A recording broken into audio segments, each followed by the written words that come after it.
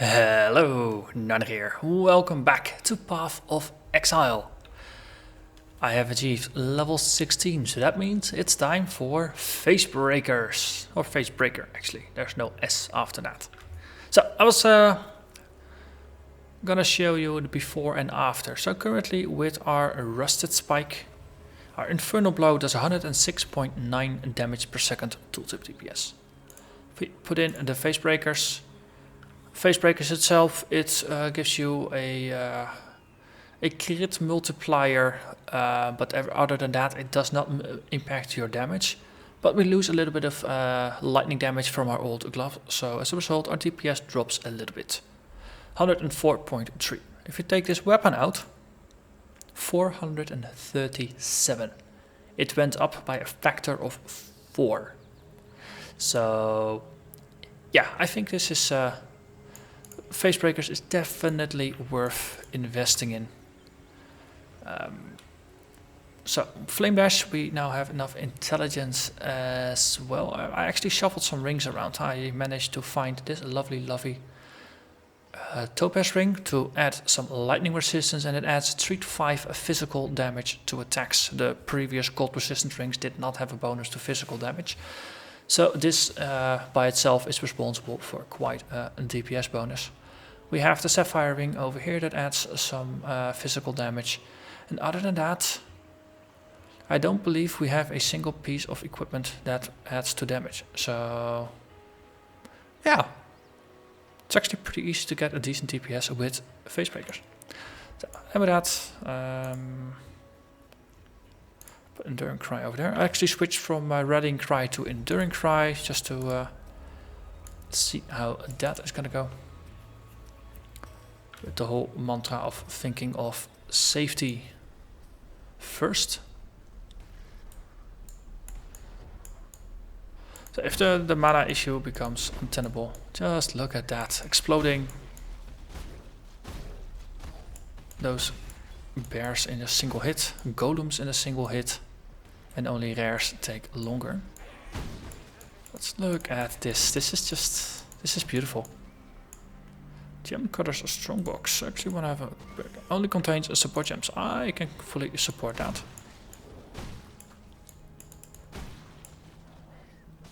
So our totem actually does 200 DPS. That's double of what we used to do ourselves with an actual weapon. Superior added lightning, lesser multiple projectiles. So far, so good. So yeah, Facebreaker, fun. If you're playing in a party, give your party members a heads up. They might get slightly disappointed that they don't have anything left to kill. Freeze immune activated, that's why we got the totem. And then we split them. And use up. So, well, we keep going. There should be a unique golem over here. Nice.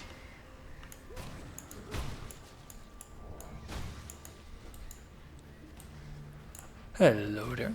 Here. Let's look at them go. Boom. Hey, that was nice. Okay, crossroads. So we have a bandit to kill. We have Chamber of Sins to kill. Well, a boss in there to kill. We also have a trial to do, and of course in the Crypt we also have a trial to do.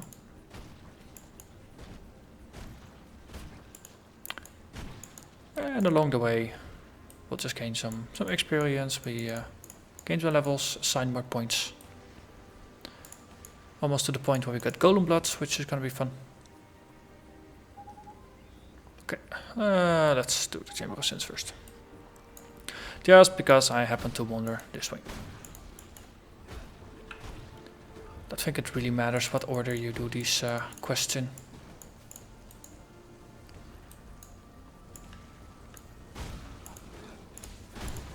Hello there, Clavdy Headstaver. There's not enough resistances on that ring to bother with it.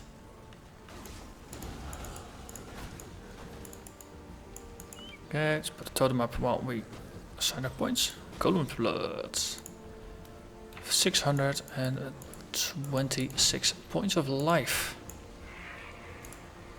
And a 26.9%, 26.9 life per second regenerated. For this early in the game, that is pretty darn godly. If you combine that with a decent amount of block, with some armor, with some evasion, this is a pretty good start. Level 15 area. And at that end, I'm 17, so slightly over leveled. Combination of Quicksilver Flask and Shield Charge does seem to make you a bit faster. Hello, Kadiro. How are you today? To an exile. Sorry, I don't really want rare amulets. Especially not with that low stats on them.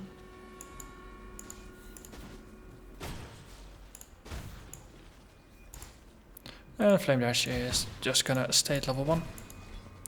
There's no real reason to upgrade the level on Flame Dash. I think it only will boost the damage it does. It doesn't actually reduce the casting time or make you travel faster or anything like that.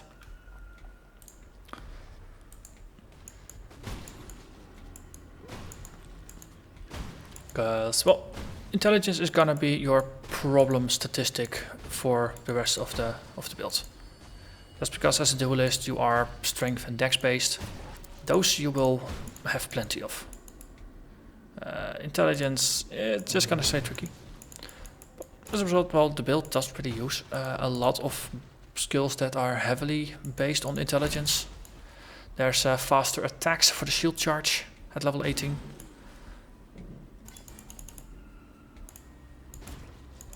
Anything happening here? Not really.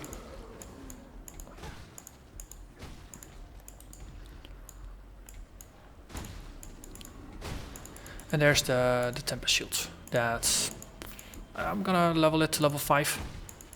But maybe even just keep it at 1. The only thing that leveling it does is boost the damage.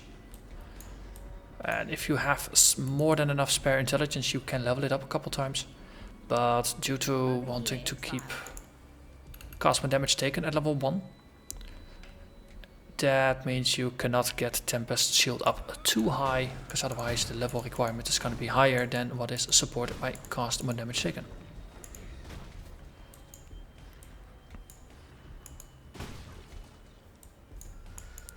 Ooh, a room full of things to kill.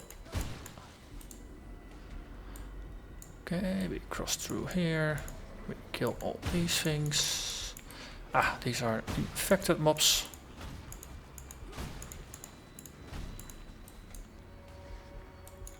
Torah quests. If I happen to complete them, fine, but I'm not gonna do a full clear of the level just to get her mission done. Haha, we can teleport upstairs now. And there's a staircase. Excellent. So, that's too bad for Torah.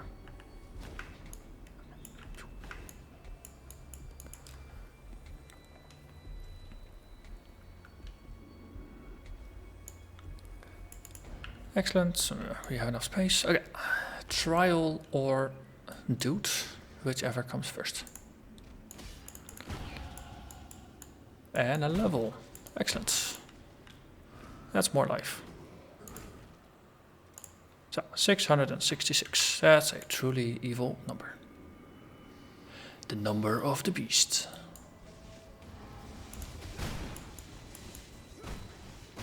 I do love the stink of victory.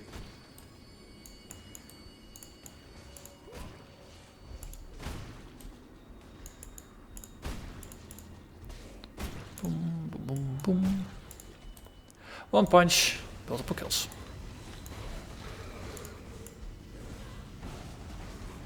The totem is actually pretty decent at keeping them under control now.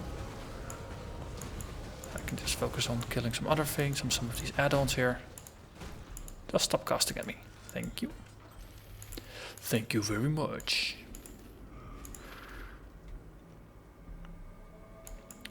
Again, 24% on a single resistance ring is just not cutting it. No, 29 or 30%, that's okay. Less than that, I tend to leave them lying about, because there's just so many resistance rings that you will find. Might as well go for the best two amounts. Then you get a decent amount while also filtering out all the lower quality ones. If you're fine with finding even less, then you only pick up the very highest quality. Okay, let's actually run an endurance charge. Ah, he died. Couldn't even get my full endurance charges up.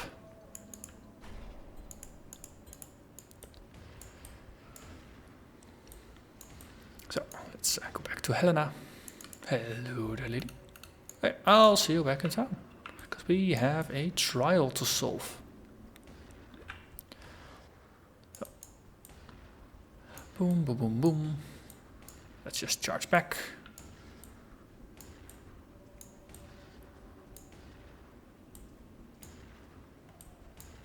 And let's head this way.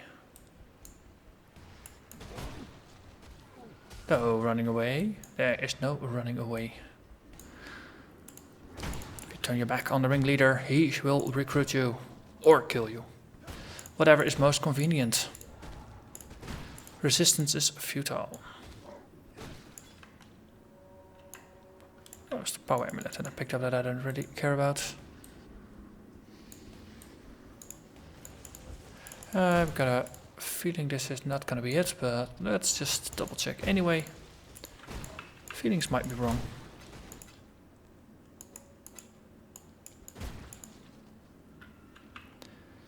Yes. Feeling was right after all.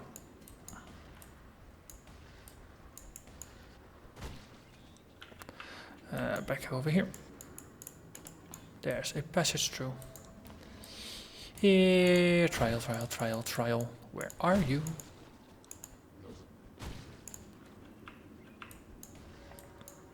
Oh, cool. You do notice that later on, especially once you head more towards the ranger side of the tree, you get some extra movement skills. There's at least some passive that boosts your movement speed by a bit. And no, these boots currently don't provide any movement speed either, so I'm just running around with 0% bonus to movement speed, so just base movement speed. And it does feel sluggish if you're used to playing a character that has about 20 or 25 points of bonus movement speed. Because shield charge really does ramp off of it, it really just magnifies how much your movement speed is. So, armor scrap. I want it. Thank you. A chromatic skill doublet. And we get a lightning shrine. That would have been useful against Fidelitas, I think. And there is the bronze monogram. Trial of Ascendancy. Ah yes, these things. So I don't have instant heal potions yet, because these are just randomly cobbled together. Okay, let's get this monstrosity away so I can actually see what's happening. Then we charge through here. Well, ideally. Split you guys. Split you guys, I'm going home.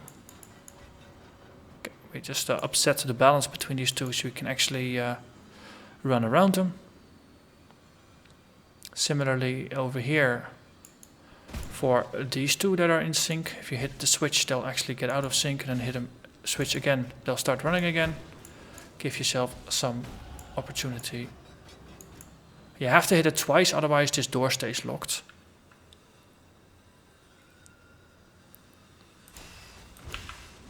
Okay, that was slightly less than ideal. Charging into the razor disc rather than around it or through it. But hey, you know me, I'm always testing my tank. There is a fine line between consideration and hesitation. The former Good. So, shield wheel. So we're also done here, actually. So we can go back to down, empty our pockets, and then move on. So we get Herald of Ash, which is what I wanted. We already had Enduring Cry. And, oh look, spare slots. So put that one over there. Just because I am used to having activated stuff in my middle mouse button. And again, why did I pick that one up? This is a rare, I can understand that. Rares you can sell. Blues, they are not really worth all that much. Travel far. Especially not this late in the game. I probably misclicked or something. It happens. Willful Gem, that goes here. Ooh, and faster attacks. Plop. That was level 18. Oh, 19 even. So I had to carry that with me. So shield charge now has a faster attack.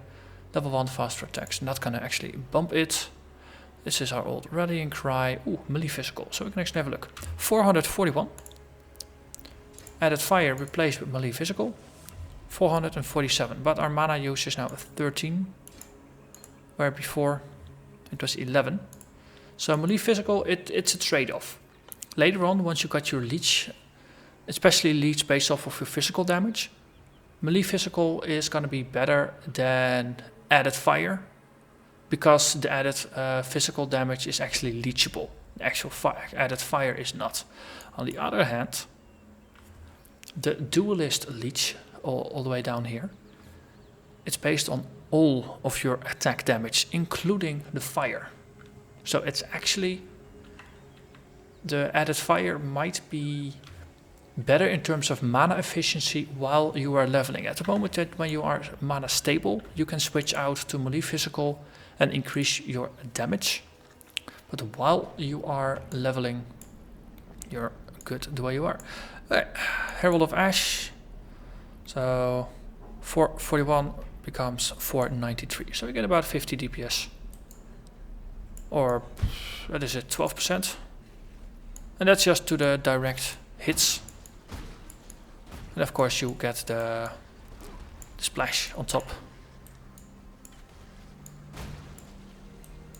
So the faster attack on the shield charge, it actually increases your movement speed. So that is one of the reasons why you take it. It's not just so you can get faster into the motion. It's actually to move faster. And I think Leap Slam has a similar mechanic where faster attacks will actually make you leap faster.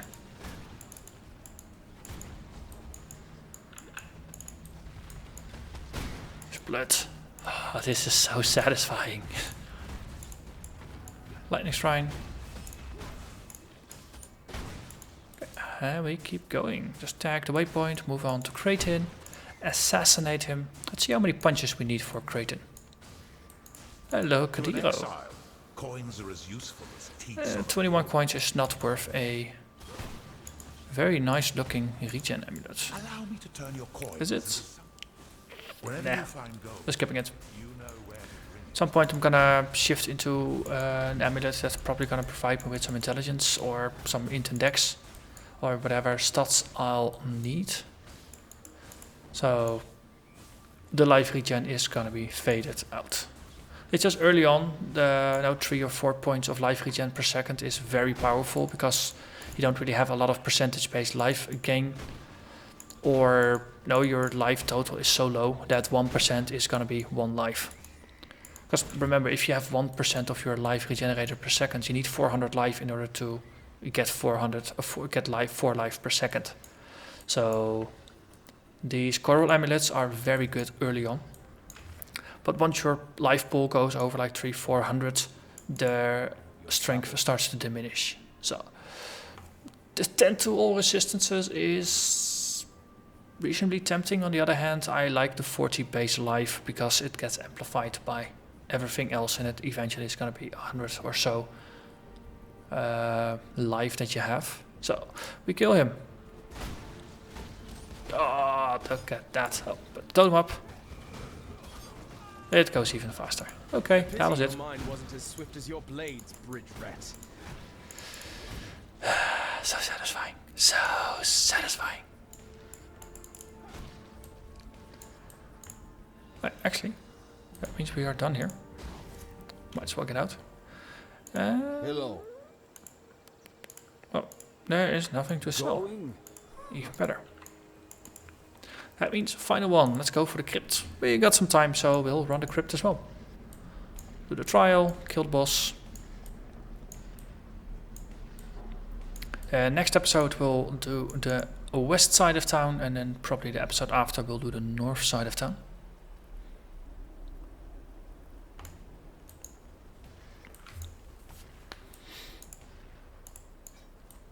And then we're making pretty good speed.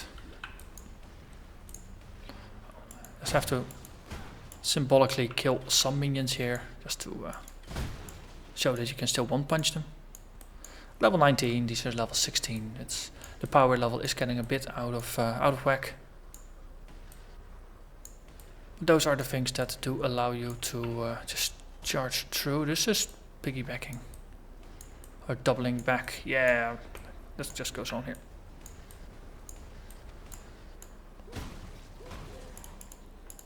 Once you get access to some decent mana potions, 200 mana regenerated is pretty nice.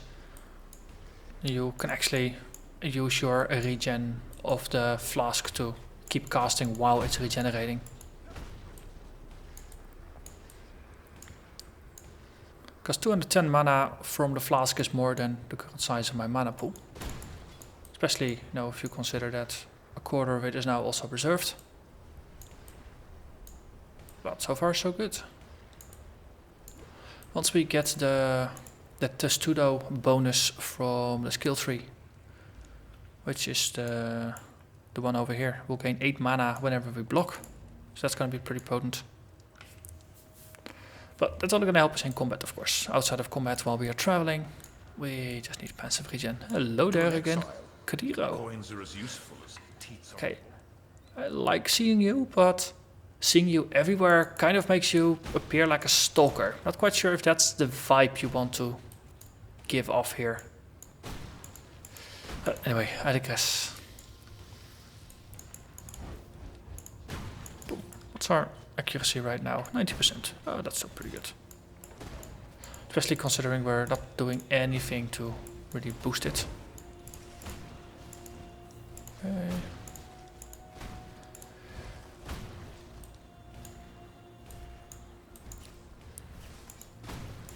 Just punch and go.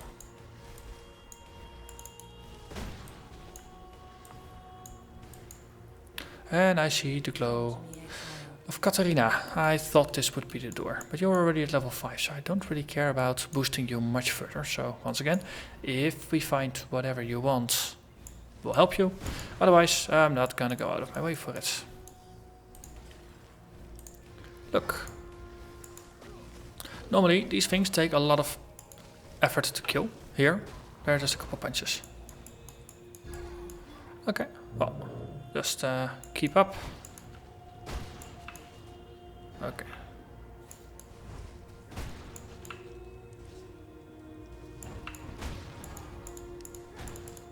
Okay, Katarina is in luck today. Today is gonna be a good day. We'll probably boom boom la la. Yes, almost no noticeable XP.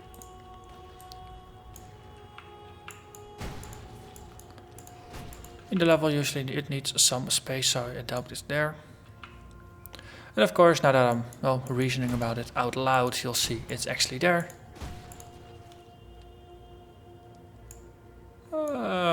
Or not. I think I saw the glow.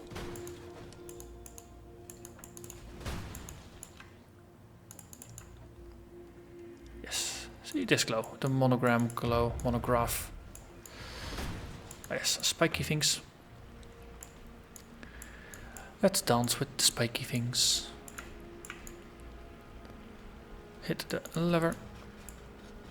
And continue our dance with the spiky things.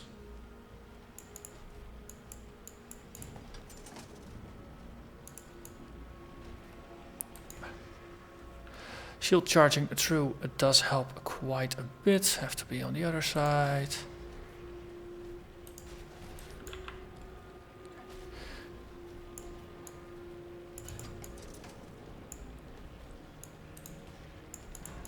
And there's the door, and there's the exit. Good, good, good.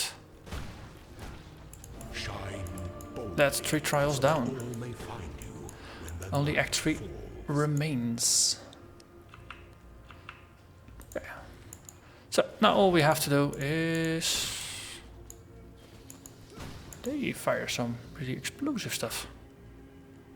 All we have to do is find a level 2, kill the boss, move on. It might be over there. Let's have a look. There was no passage through. Yeah, it crosses through here. That's what it was.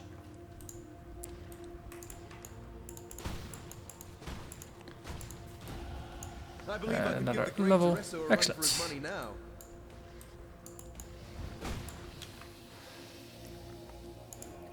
%1 more chance to block and 8% increased damage while holding a shield. A lot of those shield damage bonuses, they just boost your physical attack damage when you are holding a shield, so it does apply to your Facebreakers attacks.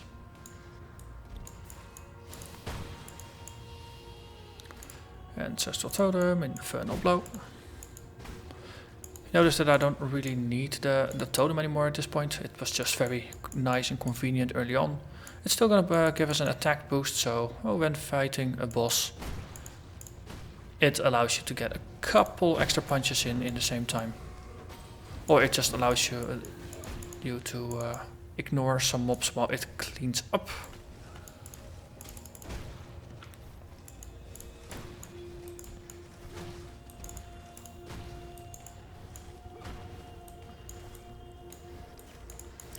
Spiders. Just trying to ignore the stragglers, only going for the larger packs. Ooh, horrendous hordes. So, resummon the totem next to me, so we get a bit of an attack bonus here. Someone is raining blades down on me. Not a big fan, to be honest. So, more or less spawn camping them. It's not the most heroic of strategies, but it's effective. Sharktooth Quiver, that's pretty nice to find. Another horde. Oh, John. Let's put down a totem again to just deal with the skeletons while we gather a loot.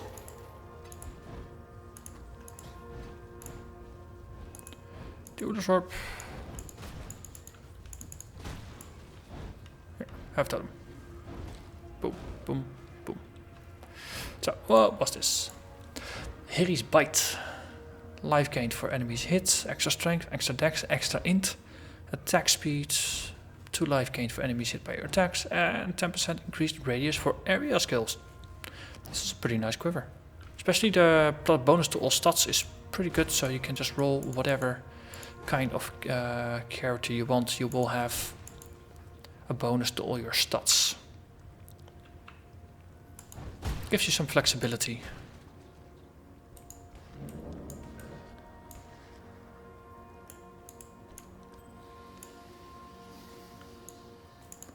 Okay, let's keep looking for the boss. Here, bossy, bossy, bossy. Ah, we found you. Put down a totem and we start punching. Boom. Okay, he's dead. Grand life flasks, nice. We've rolled into the next tier of life flasks. Probably a good point to ransack my stash again, looking for upgrades for flasks, for items, things like that. We are level 20 now. So. Rustic sash, whatever. Already got a lot of those. And I'm actually not using a rustic sash, I'm just using a simple life belt. Because this adds a lot of life. It's 80 life, even though it only says 50 on the tin. Life is good. When life is good. Let's see. Helena. Silk. Ina. Extra damage and armor. Elemental resist and dex. Or mana regen and elemental damage. I think I got the other ones in spades, so I might as well grab this one for a change. Okay, well, that's another 30-minute episode. So we managed to do a pretty thorough clearing of the east side of town. Of course, we ignored the beast den because, well, it's the beast den. You can get a belt there, but it's not that interesting to do, so I'll just run it in between. So next episode, we're gonna clear the western forest, grab the spike over there, and then see if we can get up to Oak. Probably we'll get up to Oak, and then episode after we'll clear the Vaal Oversoul. But that's gonna be it for now. So I'm gonna thank you very much for watching, and hope to see you again next time. Bye bye.